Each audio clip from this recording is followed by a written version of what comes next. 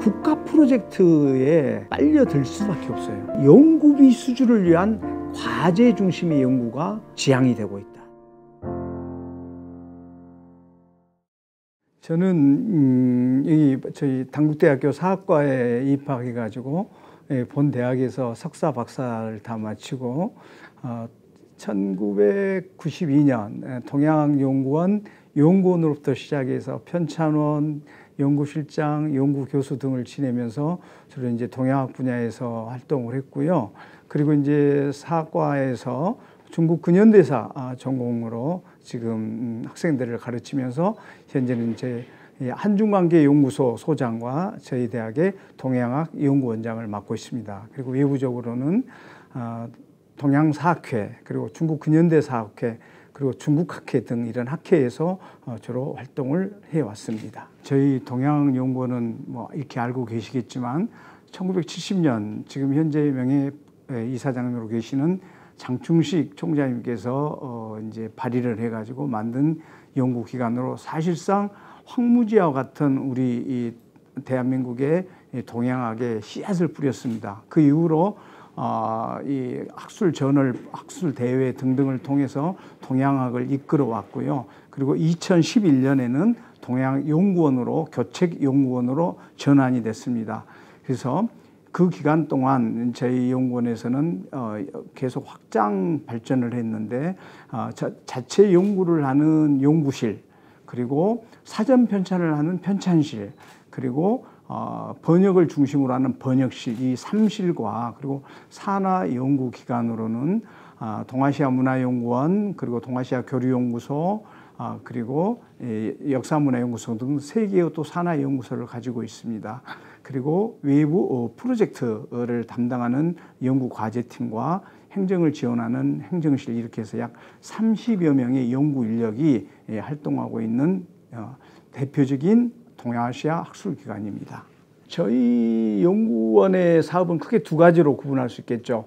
하나는 자체 연구소 자체의 그 프로젝트가 있겠고요. 또 하나는 외부 사업이 있는데 자체 연구원 사업으로는 대표적인 게 지금 52회째 맞이하고 있는 동아시아 국제학술회의가 있습니다. 그 외에도 사전학 학술회의, 학술 심포지움 등등 정기 발표, 그러니까 거의 매달 2회 이상의 학술 대회와 심포지움을 진행을 하고 있습니다. 이러한 이제 학술 대회의 결과물들은 편찬과 간행 사업을 통해서 이제 나타나는데요. 저희 지금 현재 한국연구재단의 등재지로 등재되어 있는 동양학이 지금 88권째 나오고 있습니다. 사실 이 동양학은 우리 이 한국에서 동아시아 전반을 다루는 문사철을 다루는 대표적인 저널로서 이제 53년째 맞이하고 있는 것입니다. 그리고 저희 대학에서 무엇보다도 자랑할 수 있는 동양연구원의 대표 사업은 사전 편찬이 되겠죠. 아시다시피 우리 동아시아의 문화의 뿌리는 한자라고 했을 때 70년대 동아시아 연구가 시작이 될 때 그 기초 작업으로서 한자 사전이 있어야 된다는 그 뜻하에 여기 지금 나와 있듯이 여기 한국 한자어 사전, 한안 대사전, 이걸 지금 약 30년에 거쳐서 325억 원의 교비를 투입을 해서 완간을 했습니다. 이제 이러한 작업들이 이제 종이 사전으로서는 일단락을 이루고 이제 2017년부터는 네이버를 통해서 한국 한자어 사전을 앱 서비스를 하고 있습니다. 그리고 최근에 이제 다시 또 네이버와 잘 아시다시피 이두사전을 이제 2025년부터 또 앱으로 서비스를 하기로 계약을 맺고 지금 진행을 하고 있습니다. 그래서 저희 대학에서는 이러한 사전 편찬 작업을 1단계로 마무리하면서 이걸 확대하는 다른 이제 여러 학술회의의 결과물들을 학술청소, 연구청소, 번역청소 등등으로 해서 많은 출판 활동을 하고 있습니다. 또 하나 이제 외부 기관의 수주를 받은 프로젝트로는 가장 대표적인 게 한국 고전번역원의 거점 번역 사업으로서 우리 동양학연구원에서 지금 10년째 그 번역 작업을 진행을 하고 있습니다. 그뿐만 아니라 한국연구재단과 한국학중앙연구원에서 하는 그 프로젝트에 적극적으로 참여해서 그동안 꾸준히 많은 연구 결과들을 제출했고요. 그 연구 결과물들이 바로 여기에 있는 이런 것들이라고 할 수 있겠습니다. 그래서 가장 그 가운데서도 또 자랑할 만한 게 이제 그 열알기 아시잖아요. 열알기에 가장 원본에 가까운 게 저희 대학의 연민 이가원 선생님 기증 품목이 들어가 있습니다. 그걸 저희들이 다 이제 해제 작업을 해서 대중들에게 공개한 바가 있습니다.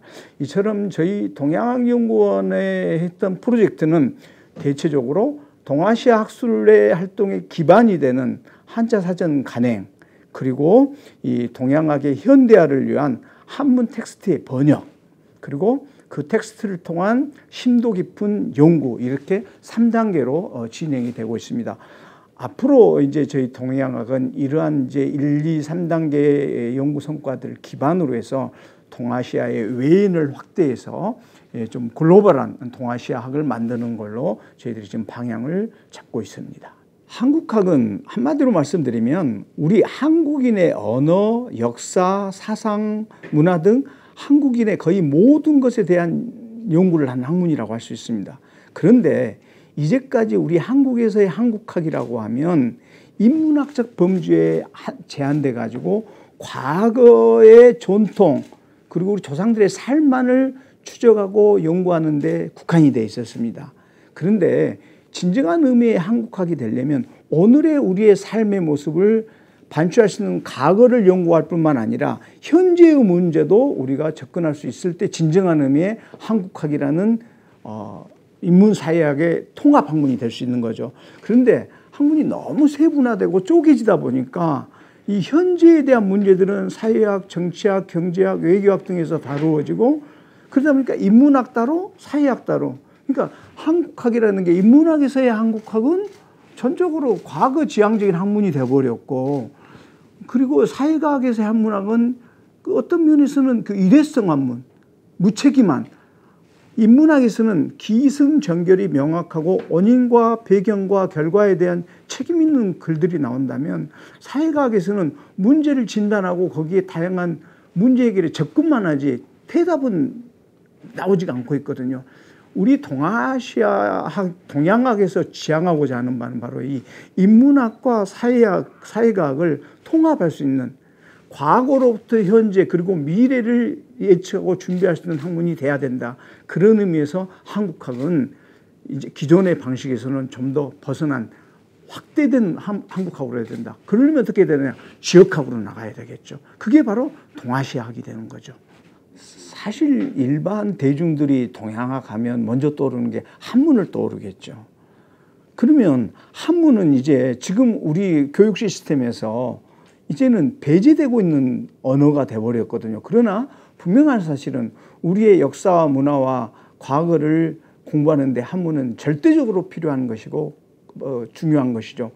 이제 그러다 보니까 우리 동양학 하면 한문으로 고착된 것 같지만, 그러나 우리가 지금 발간하고 있는 동양학을 보면 선비족 언어라든지 몽골어, 만주어, 베트남어, 고유어까지도 많은 투고 글들이 들어옵니다. 그러니까 저희 대학의 이 동양학이라는 것은 한문에 의한 중국학에 국한된 게 아니라 동아시아 전반을 아우르는 그런 학문 영역으로 나가고 있고요.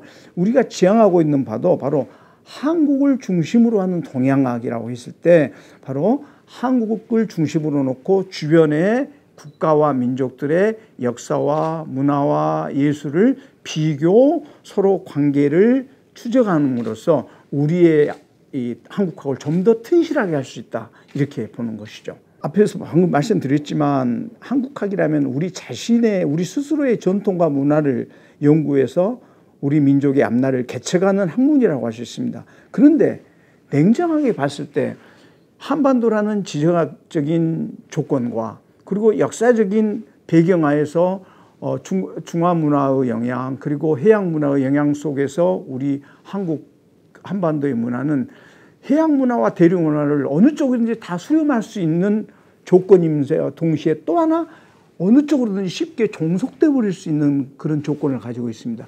여기서 우리의 문제, 우리의 강언은 우리 자신만 가지고 있는 해결되지 않고 해답이 나오지 않는다는 거죠. 그래서 한국학을 중심으로 하되 그 근거를 가지고 주변에 중국, 일본, 몽골까지 아우르는 동북아시아의 학문들을 우리가 같이 접근하고 익힘으로써 연구함으로써 좀 더 객관적이고 한목적적인 문제 해결의 방식에 접근할 수 있지 않겠느냐. 동양학 하면 먼저 이제 떠오르는 게 한문부터 떠오르니까 정말 어렵고 따분하고 그런 과거의 학문이라는 거 하나. 또 하나 너무 오래되고 고루해서 우리가 결국은 극복해야 되고 버려야 될 과거의 유산이다라고까지 생각하는. 더 이제 문제가 되는 것은 동양학 하면 왠지 신비스럽고 마술적이고 비과학적인, 그러다 보니까 한때 동양학에는 뭐 주역, 역술 뭐 이런 논문들도 들어왔단 말입니다.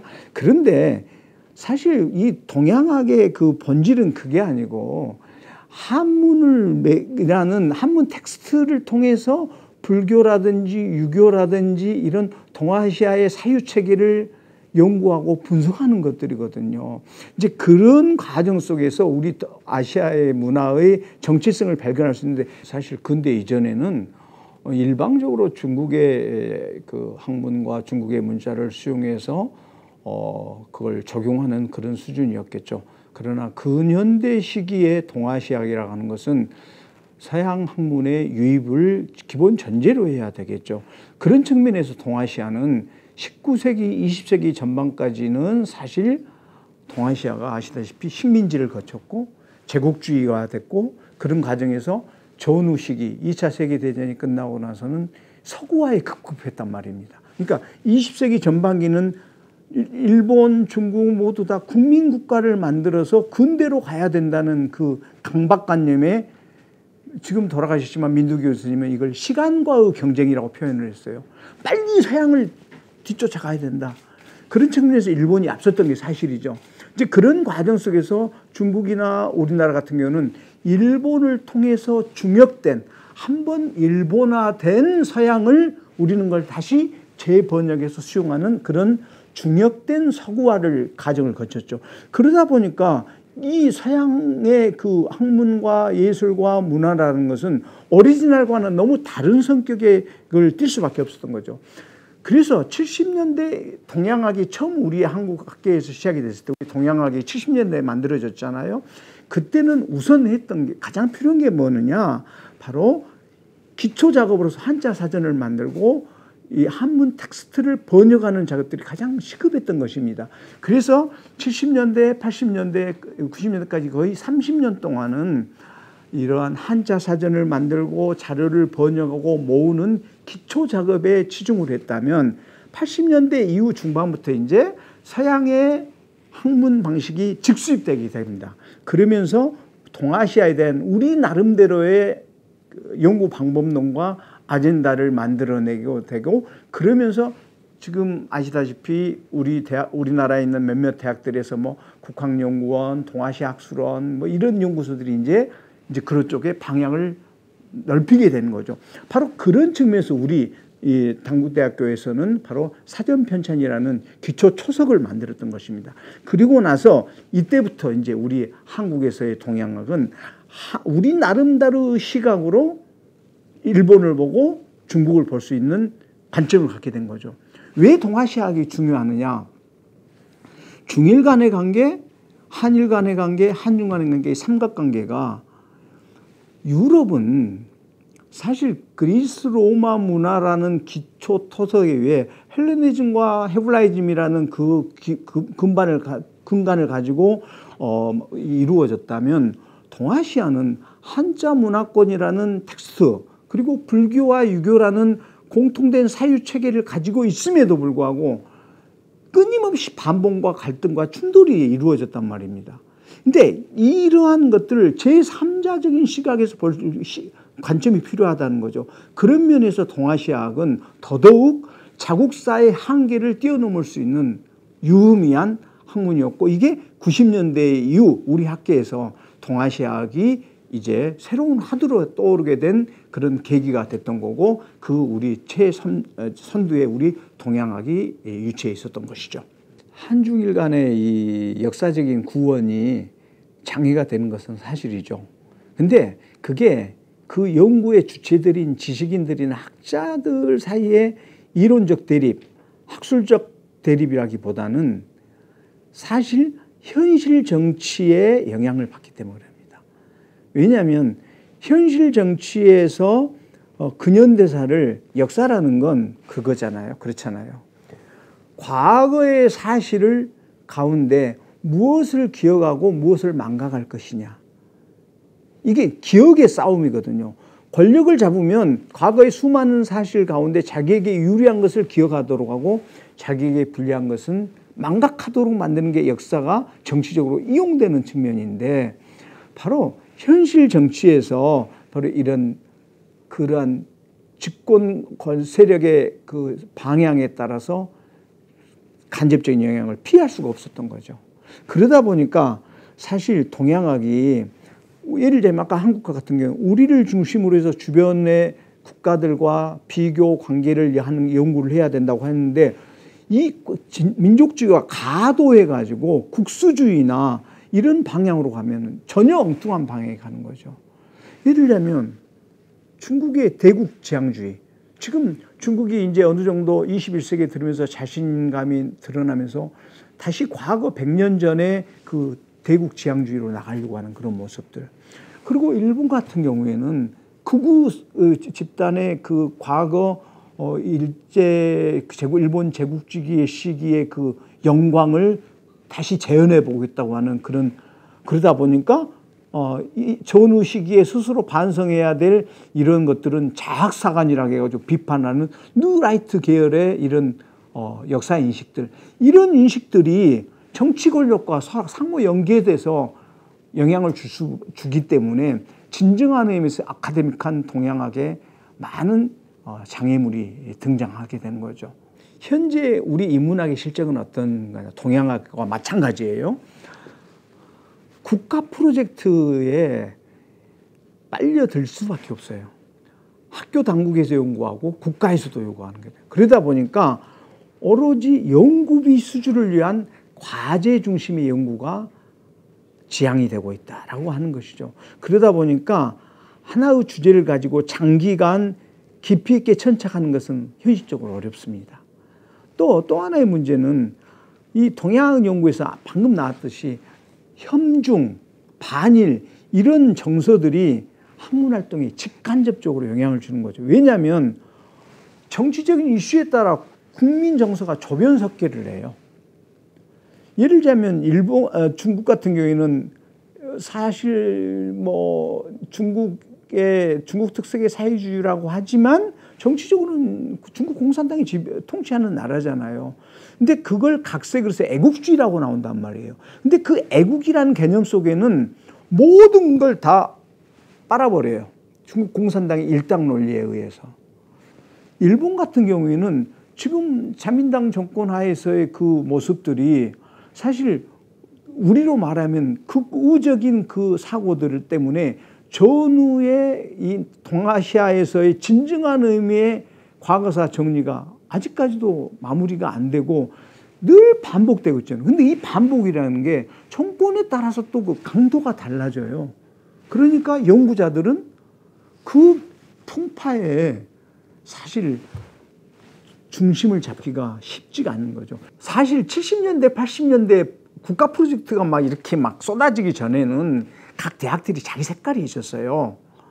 예를 들자면 우리 대학은 한안대사전 사전에 있어서는 절대 지존이었죠. 그리고 번역 작업 같은 거. 예를 들자면 또 성대 같은 경우에는 유학을 근간으로 해서 만든 학교이기 때문에 경서, 유교 경전에 대한 이런 그 작업들이 많이 돼 있었고, 또 고려대학 같은 경우에는 민족문화연구원이라든지 아시아 연구 이런 것들을 통해서 사회학 쪽에 상대적으로 강했다. 한양대 중소관계연구소 각각의 대학의 특색들이 있었거든요. 근데 90년대 이후 이제 국가 프로젝트 중심으로 이제 진행이 되면서 그게 없어졌어요. 그러니까 프로젝트 중심의 연구 방향으로 다 모든 대학들이 하면, 그러면 이게 국가 경쟁력이 어떻게 될까요?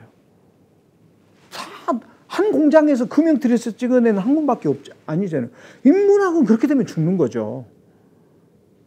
제가 다시 말씀드리지만 우리 대학은 300억 투자하면서 부도 위기까지 몰릴 정도로 그 험한 상황을 지금 거쳤는데 우리나라의 메이저 대학들이 과연 그런 역할을 해주고 있느냐? 안 하고 있단 말이에요. 국가 프로젝트 그 꽃감 빼먹는데 바빠서.